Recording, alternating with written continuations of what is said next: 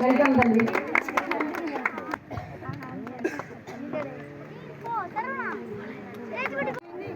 சாத்தான்குளம் மாணவ உதவியாளர்கள் சார்பில் மாணவ பிசியோதெரபி கிளினிக் நடத்தும் கிராமப்புற மாணவர்களின் கல்வி ஊக்குவிப்பு பாராட்டு விழா மற்றும் சிறப்பு குழந்தை இனிய மாணவ கண்மணிகளே, அறிவுசால் ஆசிரியர் பெருமக்களே மற்றும் உதவியாளர்கள் நிறுவனத்தை சார்ந்த முதற்கண் காலை வணக்கத்தை தெரிவித்துக் கொள்கிறேன்.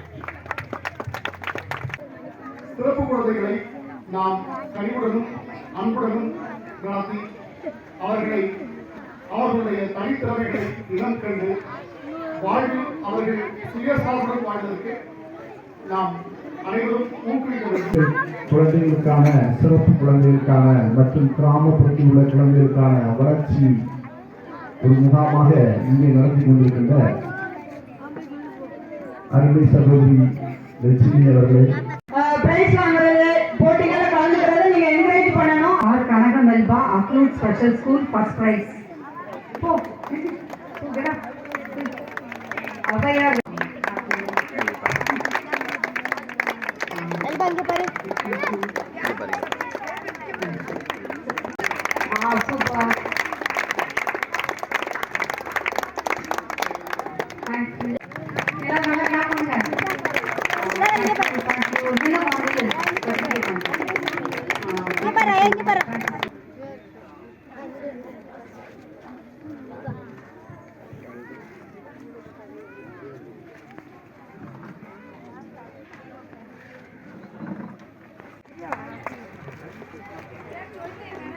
பண்ணுங்கப்பா, கிளாப் பண்ணுங்க.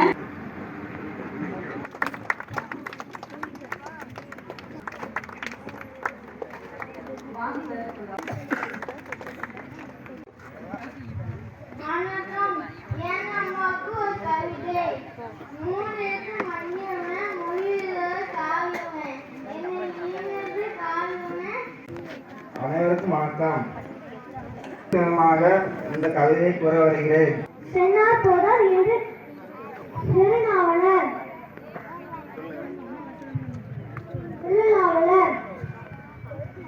மாதவன் தூத்துக்குடி கவிதை போட்டியில் தேர்ட் பிரைஸ்.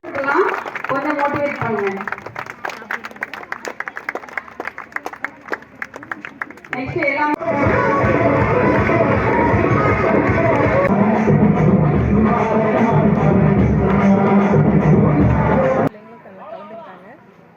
முக்கியமாக அந்த பிள்ளைங்களுக்கு நிறைய போட்டிகள் நடந்துச்சு.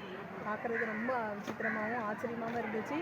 நிறைய கிராமப்புறங்களில் அந்த பிள்ளைங்களை வீட்டிலே நம்ம குழந்தை சிறப்பு குழந்தைன்னு ஒத்துக்கிறதுக்கே பேரண்ட்டுக்கு பல வருஷம் ஆகும். அதுக்கு மேற்பட்டு ஏன்னா நானும் ஒரு சிறப்பு குழந்தைய வச்சுருந்தேன்.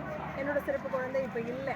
ஆனால் நான் என் குழந்தைய நான் தெரிஞ்சுக்கிட்டதே ஒரு 6 மாதம் கழிச்சு தான். கழுத்து வைக்கலை, ஒவ்வொரு படிப்படியாக. ஸோ அந்த மாதிரி ஒவ்வொரு இடமும் நம்ம எங்கே போகணும் அப்படின்றதே தெரியாமல் யாராவது சொன்னாலுமே அதை புரிஞ்சிக்காமல் என்ன பண்ணிடுறாங்கன்னா அந்த குழந்தைய வீட்டிலே வச்சுட்டு ஒரு சர்டன் ஏஜ் ஒரு 6-7 வயசுக்கு அப்புறமா என் குழந்தை பேசலை, என் குழந்தை நடக்கலை, என் குழந்தை எதுவும் செய்யலை அப்படின்ற ஒரு இதுக்கு வந்துடுறாங்க.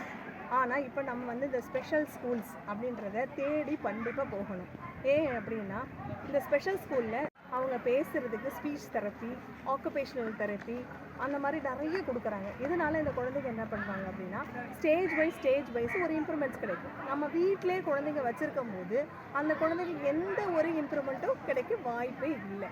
அதனால் நான் சொல்கிற ஒரு சின்ன கருத்து என்னென்னா, உங்களுடைய இல்லத்தில் உங்களோட குழந்தைய 6 மாதத்துலேயே நீங்கள் கண்டுபிடிக்கலாம் நம்ம குழந்தை என்ன கேட்டகரியில் இருக்குது அப்படின்றத.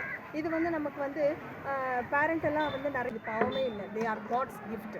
கடவுள் எல்லாரையும் நார்மலாக படைக்கிறாரு.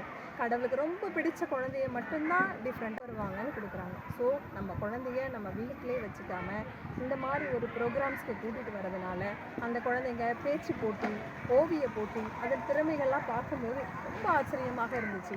அப்போ இவ்வளோ திறமையுள்ள குழந்தைங்கள நீங்கள் வீட்டில் வைக்காமல் வெளியில் கொண்டுட்டு வாங்க.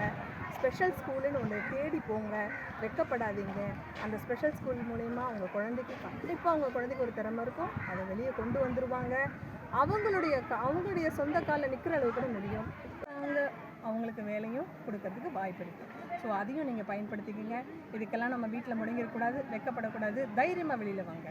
ஆஸ் அ பேரண்ட், ஒரு ஆண்களால் புரிஞ்சிக்க முடியாத ஒரு அம்மாவால் கண்டிப்பாக புரிஞ்சிக்க முடியும்.